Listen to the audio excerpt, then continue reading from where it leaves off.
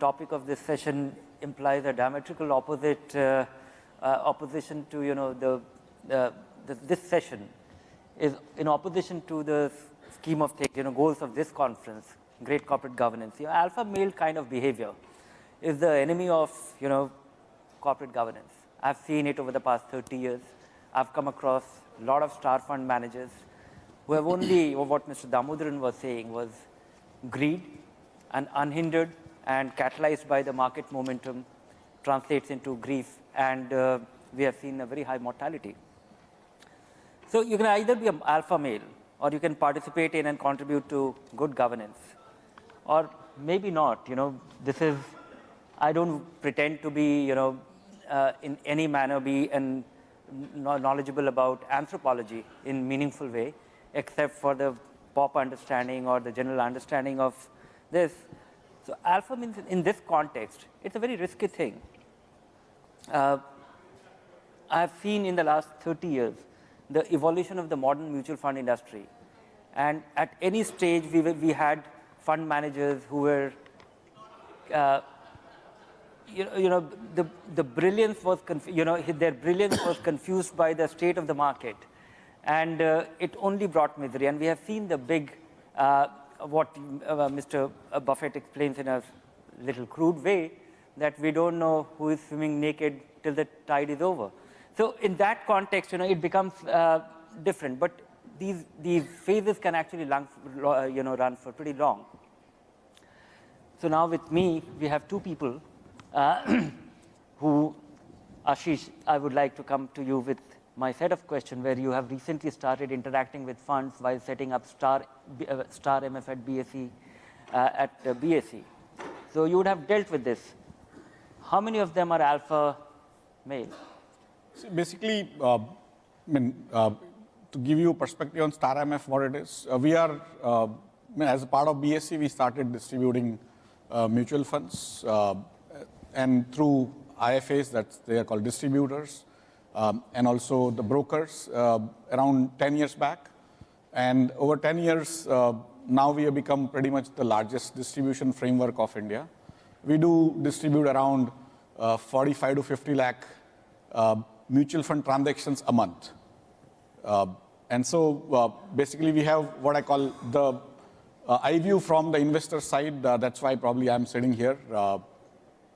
And we end up talking to the CEOs and also the operations people. Of course, the fund managers are the alpha males, as it is called. But I think overall, the entire finance industry is on adrenaline. So everyone seems to be alpha male, unless proved otherwise.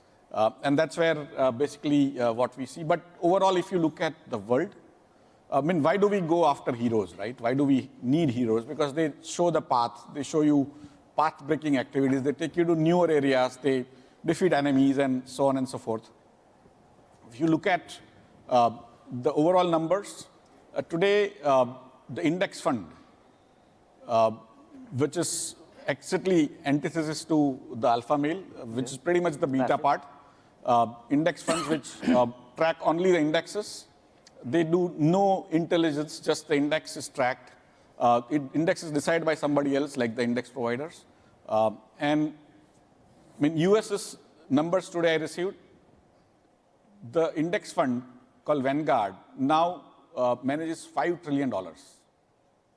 The next three active funds and passive put together, Fidelity, American, and BlackRock put together is not $5 trillion.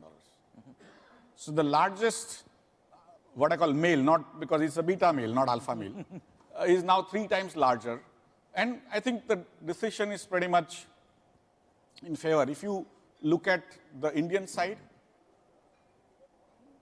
in 1 year, the large cap funds, which have not outperformed Sensex, you know how much it is? 76%.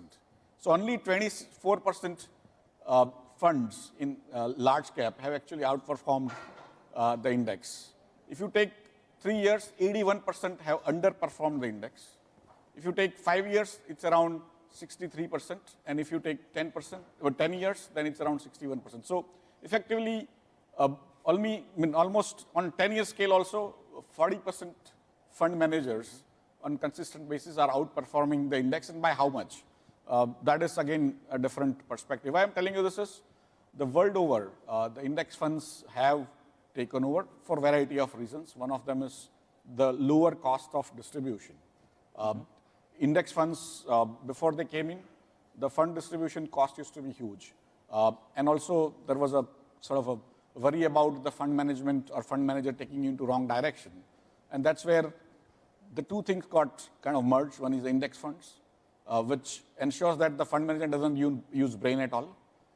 They will just, basically you don't require fund manager if you have good algorithms. And then the cost of distribution comes down drastically.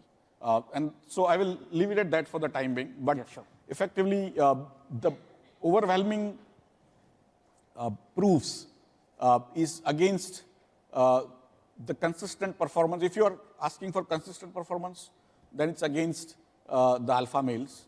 But on occasional basis. But you know, the numbers actually don't say that. What we have in the passive funds today, and passive funds, you know, index funds have existed in India for a while. You know, 15 years back, Mr. Damodharan was the SEBI chief, and he actually reduced, he capped, it was the first category of funds where the expenses got capped at 1.5%. It got capped, you know, and off late it has, you know, it come down further. The numbers that you are saying is very compelling, but you know, every number in mutual fund gets completely magnified by where we stand today. Everything is a trailing, so 1 year, 3 year, 5 year is dependent on where we stand today. If that number is so, you know, what the number which you are saying is so compelling, the percentage of funds on a various time period which have underperformed the index across the board, then why we have 95% of the money in actively managed funds? Yeah, so as you rightly said, it's trail part of it. Currently, there is a deluge coming on in favor of index funds. Internationally, if you see, today, the funds which are coming called FPI or FII funds you read in newspapers, a large part of it is indexed. It's not company oriented. They just decide that they want to allocate so much to emerging markets, and then they select the index they want to sort of mimic, and that goes through that, or India fund and so on and so forth. So large part of so-called smart money is also indexed, and in India also. Today, in fact, last 3 years, India has not depended too much on the FPI funds coming in. Largely it's because of the EPFO money, which is also indexed. Yeah, that's the only money which is indexed. It is a deluge. And for me, over a period, what has happened is in India specifically, our cost of distribution and fund management has substantially reduced compared to rest of the world, is because of the automated platforms like StarMF, where the cost is pretty much close to sort of 10 rupees or something, which is negligible compared to large amount of funds. It's not percentage based and all. Yeah. And that's where I think overall, now probably both can compete. If you can reduce the cost of management, then still there is a chance. But otherwise, the cost of fund management itself, if you take away 2%, vis-a-vis 7 basis points on a index fund now, or probably even less in some of this, you are basically starting with a disadvantage in favor, I mean, against the... Yeah, sure. Cost itself becomes a great advantage. Right. So that's for me, and on a compounded basis, it becomes like very large over 10 years, 20 years, and so on and so forth. So that's where, for me, India has, by a quirk of fate, we automated our even active fund distribution. And in some ways, India was not an institutional market. And that's where retail people get basically a lot of marketing messages, and they go after whatever is marketed to them. Index funds don't have the ability to market because they don't have the funds to market. And that's where basically... There isn't a story around it. And also they can't inundate televisions with cricket matches going on and stuff like that. And that's where basically the performance of theirs get hidden. And that's basically, plus the differential in performance may not be that high.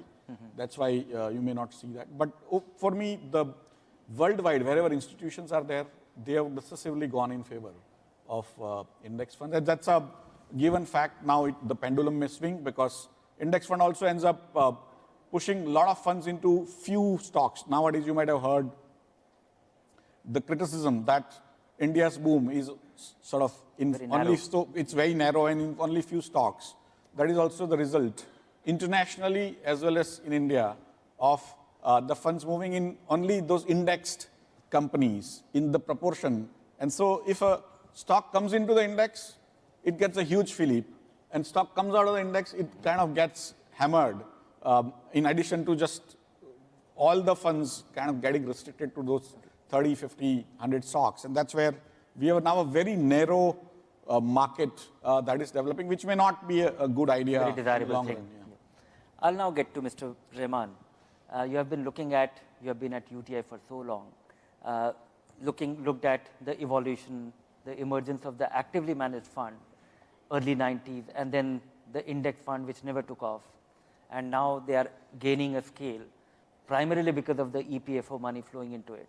And then index becoming a self-fulfilling thing, that more money gets into index funds, so index does better.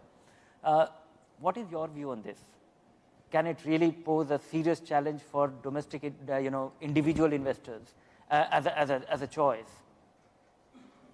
Dhirendra Kumar ji, my take on this particular subject is a bit different. We need to look differently. When this topic came to me, I got fully confused. The entire concept is, first of all, is on the corporate governance. I had a privilege and luck to work with Mr. Damodaran. And then comes the fund management and fund managers, and then finally the alpha males. So, see, we are, as an industry, in mutual fund industry, we are a highly regulated industry. We need to see from that particular perspective. There is a high degree of transparency in the system. Our performance is disclosed, displayed, and measured by the opinion maker like you on a daily basis. So for me personally, and individually and professionally, when I get up early morning, 5 o'clock, after my morning prayer, I open the holy book. But as soon as I reach to the office, I open the holy book, which is you are the editor-in-chief. And that gives me a lot of worry and tension. Two things we need to see. One, the past performance cannot be the indicator for the future performance. One disclosure we make. Second disclosure we also make, that mutual fund investment is subject to market risk. Please read the offer document carefully. Earlier it used to be written in very narrow and narrowest word, and you need to have the magnifier to read the particular line. When Mr. Damodaran, I have a privilege to work with two regulators. When Mr. Damodaran was the chairman, he ensured that this particular is made more visible, but it's still not more visible. And more readable. Then you see what business we are in. We charge almost 2.5%, depending upon the fund size, of course, as a fee, out of which ranging 1.505 to 1.75 goes to the AMC fees. What for investor or investors pay the money to us? To create alpha. Okay. So when I was a student of science till my graduation, I read three terminology: alpha, beta, gamma. After joining UTI, gamma lost, and I am interested with only two terminology: alpha and beta. If you see the data for the last 5 years and see 20 fund managers, only 3 of them out of 20 fund managers have created alpha. But we have charged the fee, which was to create alpha, but we have not created alpha as an industry. And UTI is no different. And then it comes to the passive fund. UTI is one of the largest manager of the passive fund. And thanks to the windfall which came from the EPFO. Okay. So in the passive fund, what is the indicator? Tracking error. So Ashish is right. If you have got a great algo, you can manage the great tracking error, and you will be the best fund manager. You will have the lowest tracking error, you mean? Okay. Lowest tracking error, the best tracking error. You are measured what the lowest tracking error you display. You are the best fund manager. I manage volume. But in the previous session, we have spoken about risk and the profitability. this business we manage and we don't make any money. Okay. You don't make any meaningful And money. no money. Okay. Let me be honest to you, we make no money on this.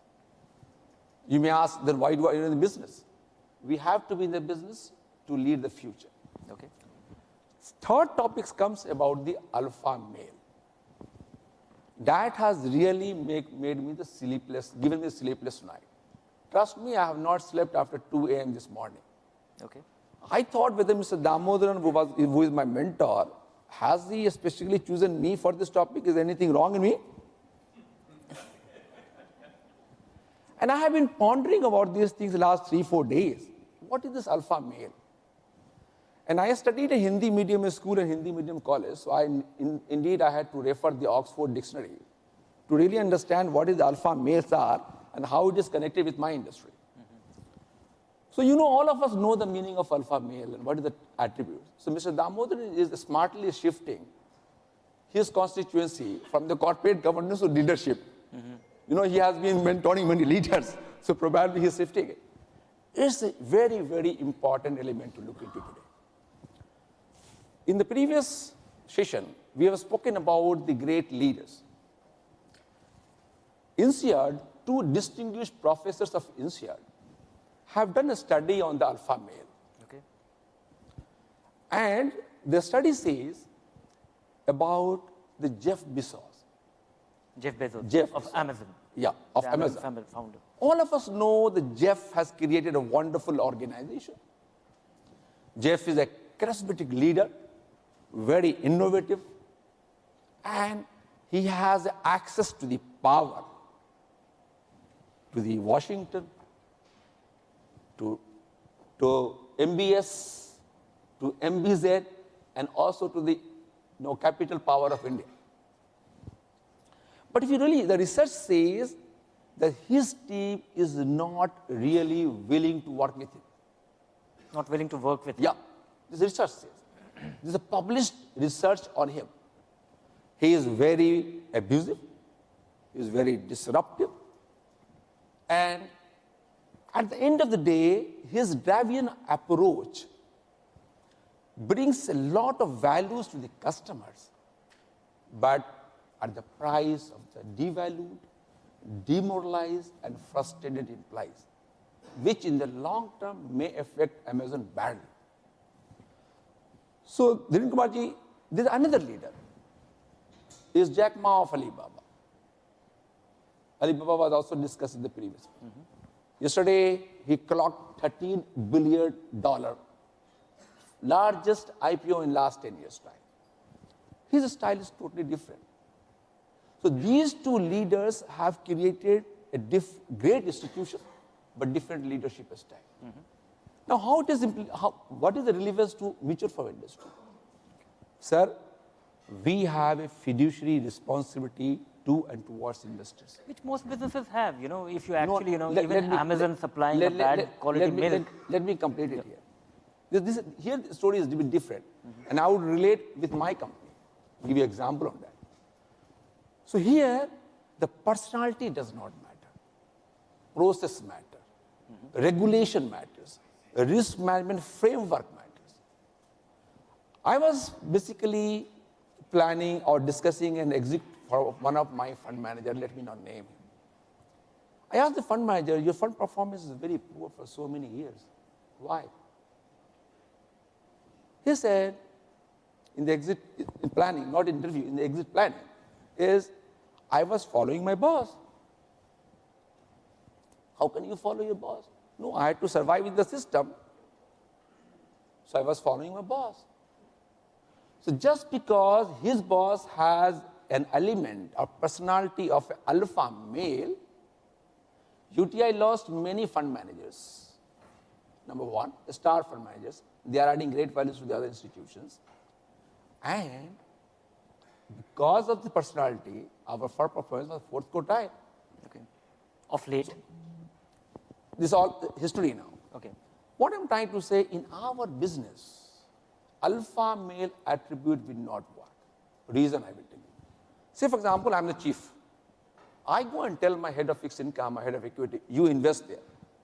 See my alpha male personality, I draw the power. He will have to follow. because he has to survive his job. But it is in line with the, so what he will have to do?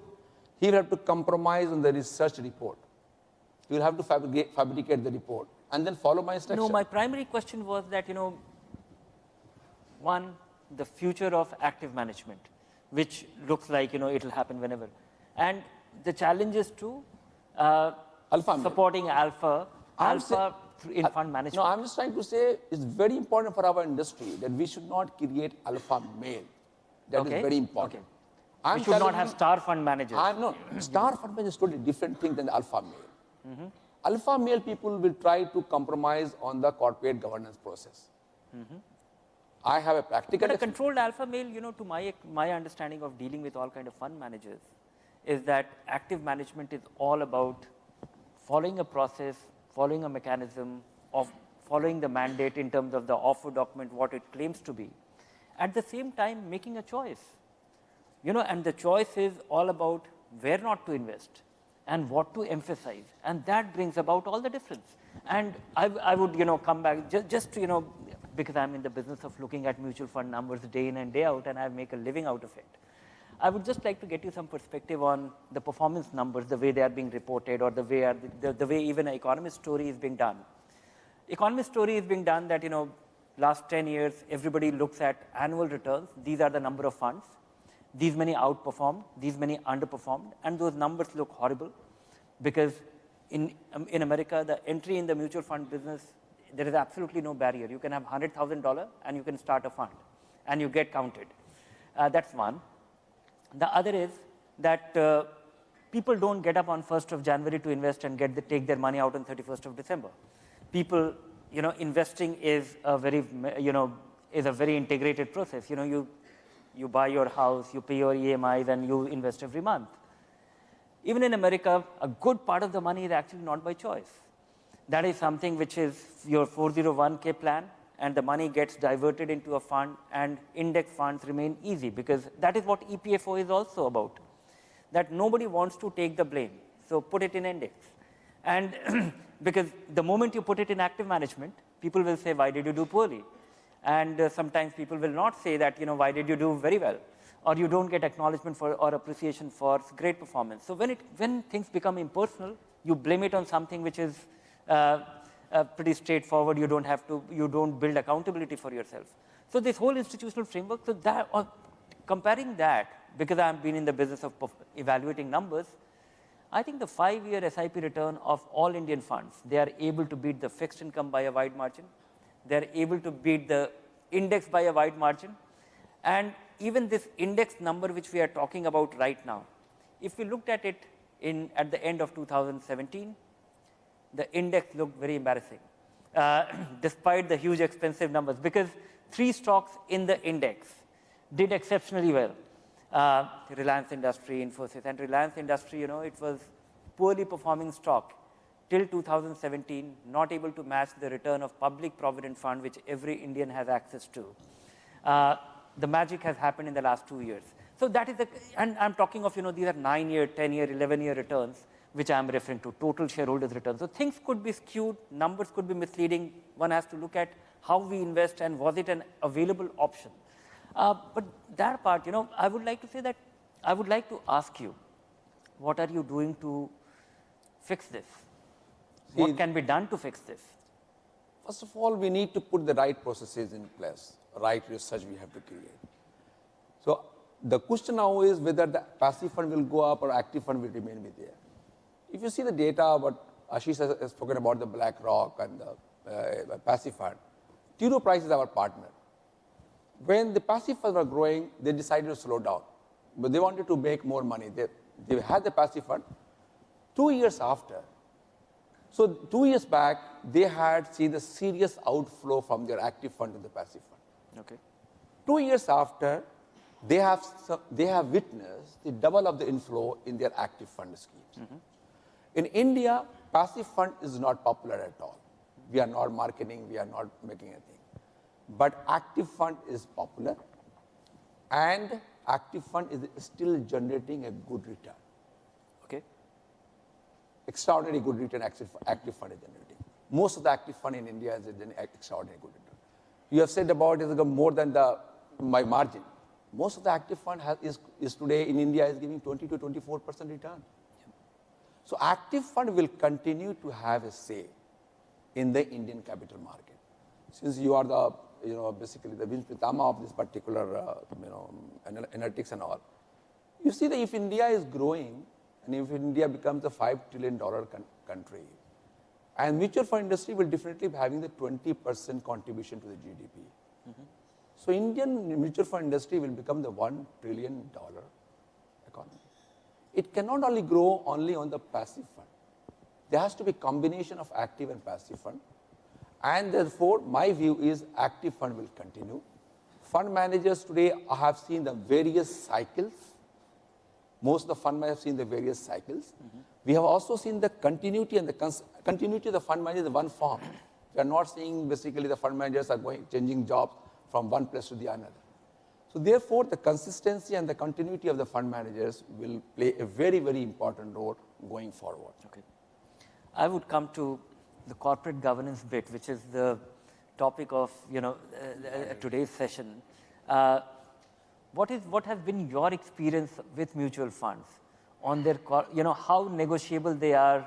Because you have dealt with all of them very intimately. Everybody wants to be there. He wants to charge money. They will always be reluctant.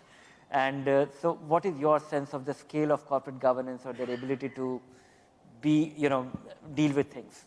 So I think there are two aspects to the corporate governance part. One is how the mutual funds can help the corporate governance in the corporate sector. Yeah, because they are pass-throughs, right? So effectively, if the mutual funds can sort of insist on good corporate governance practices, they'll go a long way in improving the corporate governance practices in the actual real sector, right? So that's a noble cause, and I think nobody should have a objection to that, at least from the mutual fund side in a theory. Second thing is the corporate governance within mutual funds themselves. That is also a question which in a way is sort of being solved by the market differently internationally by saying if there is insider trading or a front running, how do you resolve? And so for me, that is illegality. One is illegal, so that is not that. We are not discussing. See, for me, we need to discuss illegality because there are illegal things which corporates do for a long time and nothing comes out. Later on, after 10 years, it may come out, but for example, PMC Bank. I would just like to stop you, just to interrupt you, just to get a sense from him. Do you think it is possible to actually cross the line and go and not get caught in mutual fund? Because I have come across instances where SEBI was able to intercept phone conversation and put a person in jail. And, a leading fund company, and that was the first such instance based on the charges of front running. So can it really go, do you have essential checks and balances to stop the illegal activity if something is going on? Illegal activity within the organization? Within the organization, the conduct. See, within the organizations, we have a very strict regulations, written regulations. We don't have any surveillance on any individuals. But what SEBI is doing a bit differently. SEBI is asking the real-time data on a everyday basis. And SEBI is developing their own R&D in a way, or data center to analyze this. I'm as an acting or dancing CEO, I can't assure you that in my organization I will have all mechanisms to arrest any illegal activity. But what is this illegal activity we need to define? First of all, what is the code of conduct for us? SEBI Mutual Fund Regulations, Companies Act, Income Tax Act. So Companies Act or SEBI Mutual Fund Regulation, let's discuss at this particular point of time. SEBI Mutual Fund Regulations, what we have in UTI, we started when Mr. Damodaran was chairman, the compliance audit.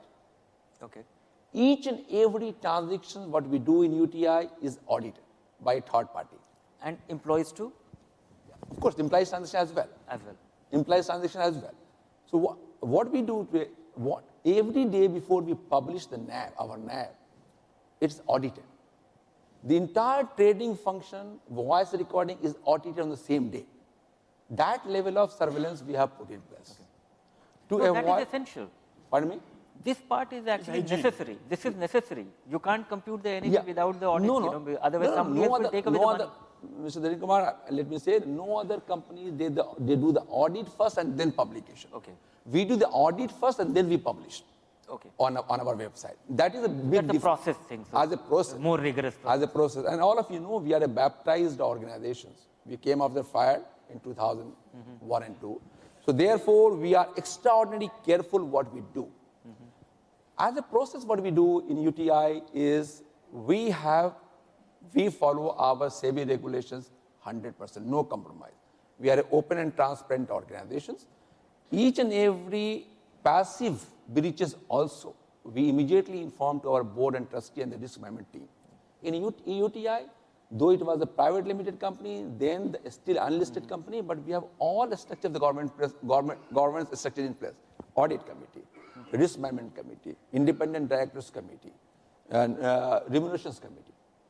All such committees we have put in place and they are fairly independent. Okay. What Mr. Damodaran taught me then, and I was a company secretary, I'm no longer a company secretary. He ordered me, Imtiaz, don't serve this almond and cashew nut in the boardroom, the board meeting. People will keep on eating that. Okay. Please allow the people to speak rather than serving them this type of snack. So you have stopped serving cashew nuts? No, I can still serve you if you come. Okay. I will have to take care of you.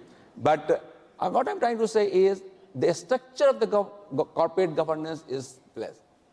I asked my team that when the Bhagavad Gita was revealed, no one has any answer. There is a specific chapter on greed. I tell my team, I can feed you your need. I cannot fulfill your greed as a team member. So with this mantra, we run our business on a minute-to-minute basis. Okay, let me get back to the basics. Let me come back to my argument, which you that kind of how stopped. mutual funds can actually play a role in the corporate other way governance. side also. You said that if it is illegal, nobody will do it. That is your argument. No, but, no. So That's let not me my complete my argument. Basically, don't worry about Indian fund industry. Probably it's everything illegal or everything legal. Probably I'm saying how the world perceives this, how world has solved this problem. The world had a worry about, see what we try to do is, we try to inundate the concept of morality into processes. Yes. Right? So we create these processes of compliances, this, that, and we follow them to the T. But still, the moral part is not guaranteed. Yes. Right? So world had these worries. Somebody will misbehave. So, and they can misbehave despite all the recordings and stuff like that, so on and so forth. So how world saw this, say 25 years back, where world has come. World had similar issues like we are facing today, and I'll tell you some examples. But basically, they had how the stock selection happens. They said, let's separate that out from the fund manager's activity. So that's how they went to the passive funds, and they've become massive.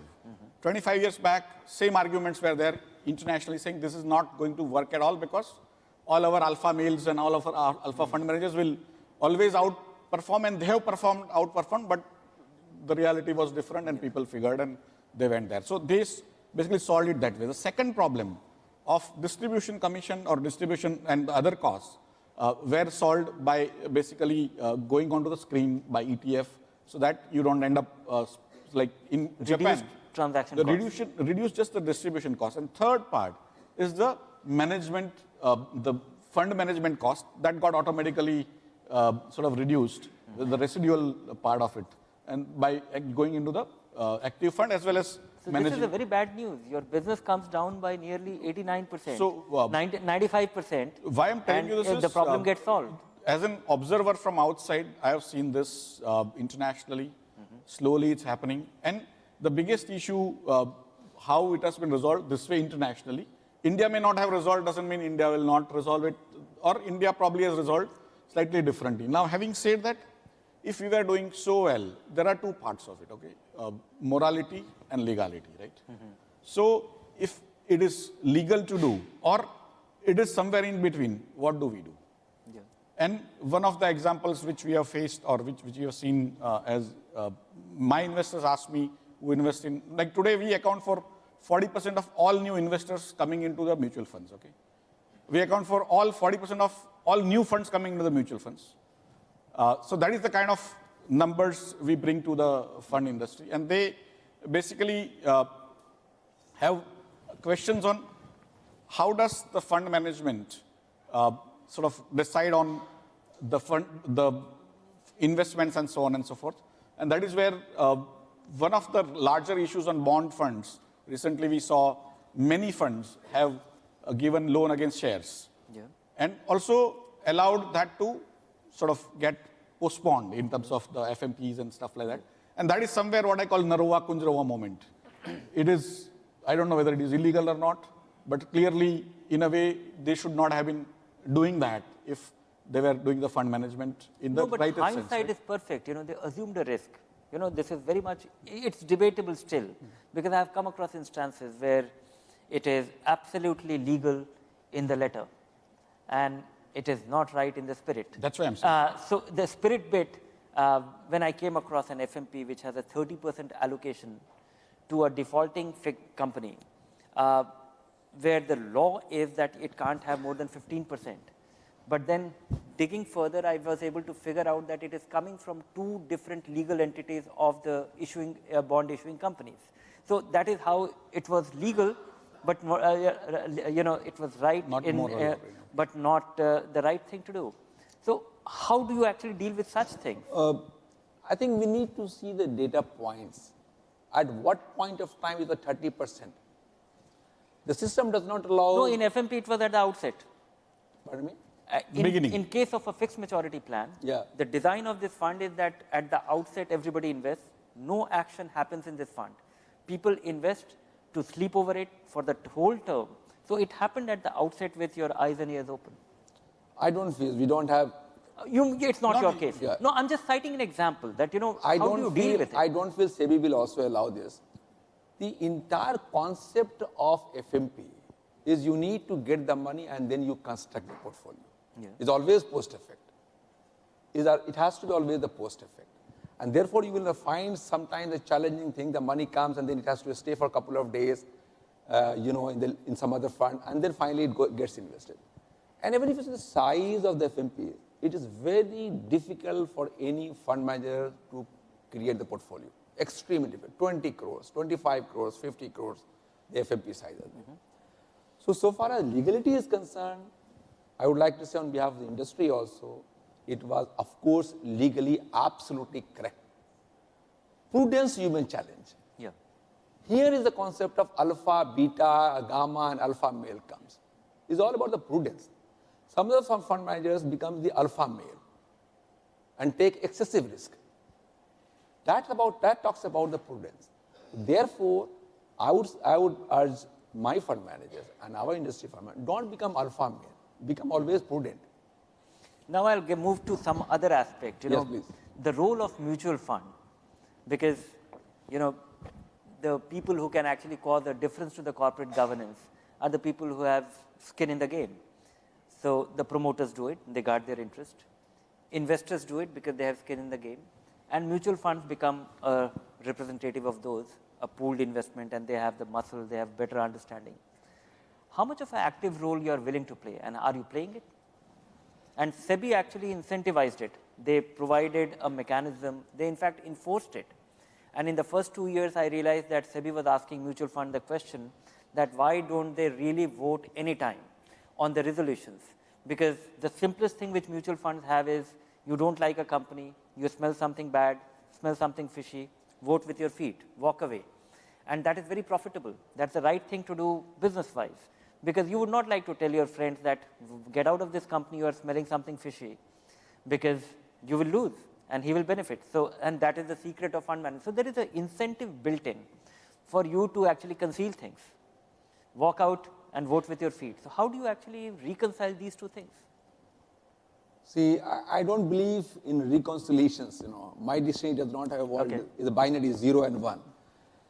First of all, so far as the voting is concerned, it is again now has become prescriptive. We get the suggestions from the advisory companies, and then we vote accordingly, or we don't vote accordingly. If we don't vote accordingly, then we need to make a disclosure to our board and also on the website. We feel helpless. There is a sense of helplessness with us. Let me give you a couple of examples. We as an organization, any mutual fund company will have 1, 2, 3% stake in any large company. It becomes meaningless. Minority of the minorities. Absolutely meaningless. And therefore, we feel helplessness, so just we go and cast the vote, we don't make any meaningful impact on the real corporate governance. B is, you see, the problem which we are facing now. Let's take example of Diwan Housing Company. We were not allowed to participate along with these bankers. ICA, Inter-Creditors Agreement, we could not sign. Why was it so? Just SEBI regulations, because of we could not basically segregate the fund, segregation portfolio, it could not be done, and therefore we could not participate. Okay. So these are the challenges we face. But otherwise you would have been eligible to participate? Yes, had we created a segregated portfolio, then we would have a chance.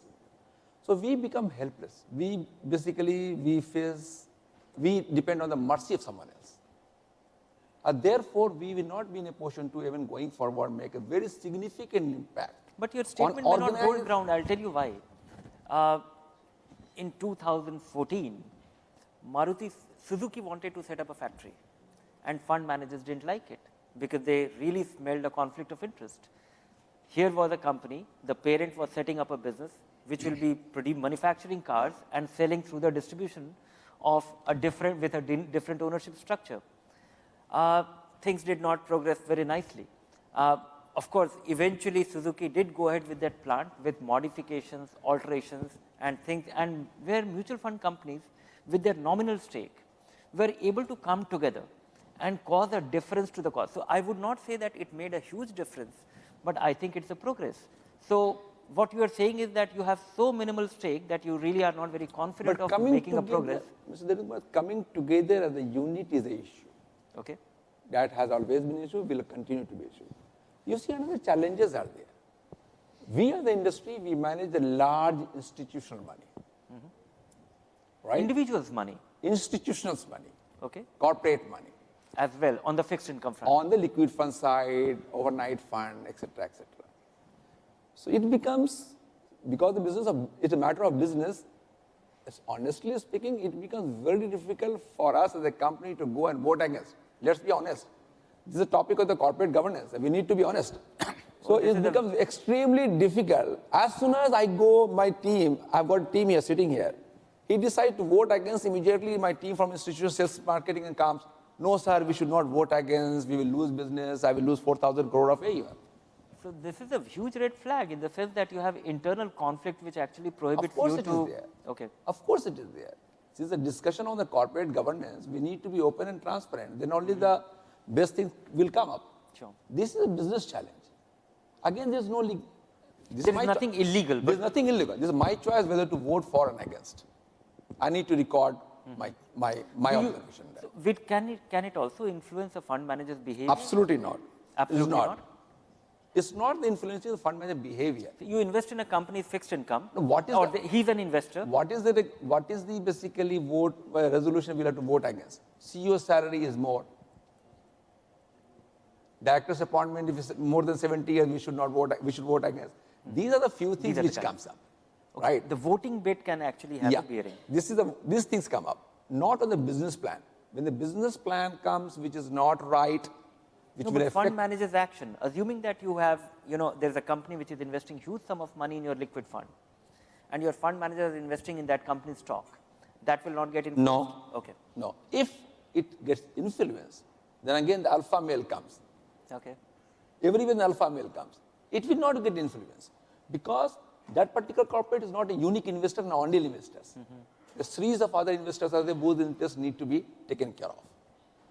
Ashish, what is your thought on this? You have heard of very unusual views here that which is actually the compulsions of running a business.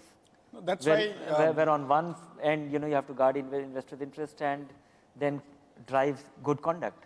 So basically, for me, the corporate governance is in a way, you are trying to create an ideal sort of framework. This is the spirit part of it.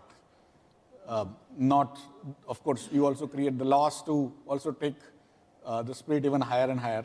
But basically, the way I look at it is, when you talk about corporate governance, you're talking about basically managing agency conflict. A person, a fund manager, a fund, a CEO of a corporate, all three are agents.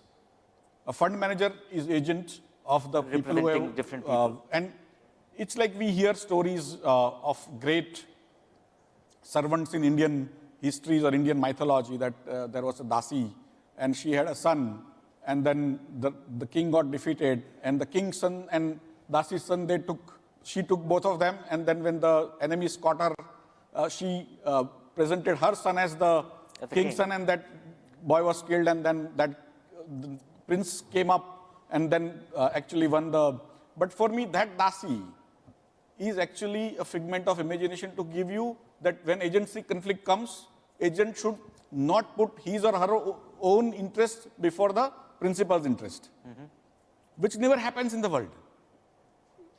It may happen once, twice, but on 100th time, if the incentive is too much, then things may sort of go down a little. And that's why this agency conflict is basically what the modern society is all about. Whatever we talk about corporate governance. So this can't be resolved. For me, that's why you create laws, you create frameworks of recording stuff and so on. And still people will find ways, and even like fund, as he said rightly, has an agency conflict to continue to have that business or do what is right. Yeah, and for me, this is till the time humans exist, I would say till the time stomach exists, this conflict will remain, and that's till that time this conferences will remain, right? So in a way, there is a longevity of conferences assured that every year we'll talk, and I think Mr. Damodar and I have been doing this pretty much for now since he retired, right? Every year we have these conversations and we have very interesting stuff, but there are two aspects to these entire discussions. One is what you call asymmetry of information. An agent and the insiders into a fund, into fund management, have more information vis-a-vis outsiders. Second is asymmetry of power. That insiders have more power vis-a-vis outsiders. No, how do you explain power? Yeah, so for example, related party transactions. That's the asymmetry of power.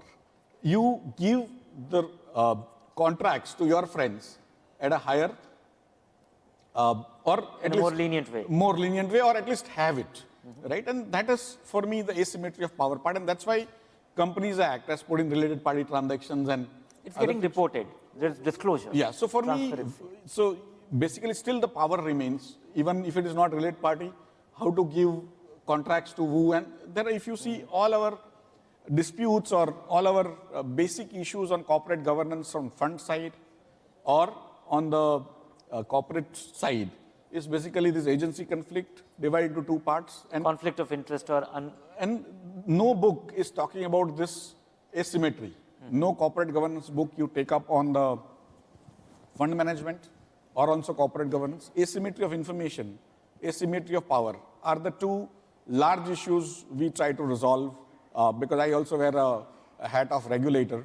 And so we try to resolve this in all committees, everywhere, saying how do you create regulations and hope people follow regulations. And if people do not follow regulations, then what we need to do, how do we catch, and so on and so forth. That cat and mouse game will continue forever, but till the time there is an incentive, people will still come across all the, what they will follow is de facto part, I mean de jure part, not the de facto part, not the moral parts. Many times people give me, in fact, 2 years back it was fashionable to say, whether you want to be Krishna or you want to be Ram.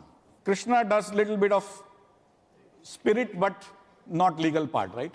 and messy. Okay. And Ram does everything de facto, de jure, everything straight, right? Maryada Purushottam. Yeah, that's why he's Maryada Purushottam and nobody else is, right? Nobody's in Maryada. And that's where basically, for me, it was fashionable in India to ask those questions, that you want to have too much of regulations, but fact is, because we are dealing with public money, in corporates which are listed and even to some extent unlisted, because they still will have connect to the public. And of course, in funds, literally we are pass-throughs, right? And so we must figure out that there is no Krishna activity here. And that's why he keeps on saying alpha male. I call it in some ways I mean, I am also devotee of Krishna, don't take me wrong.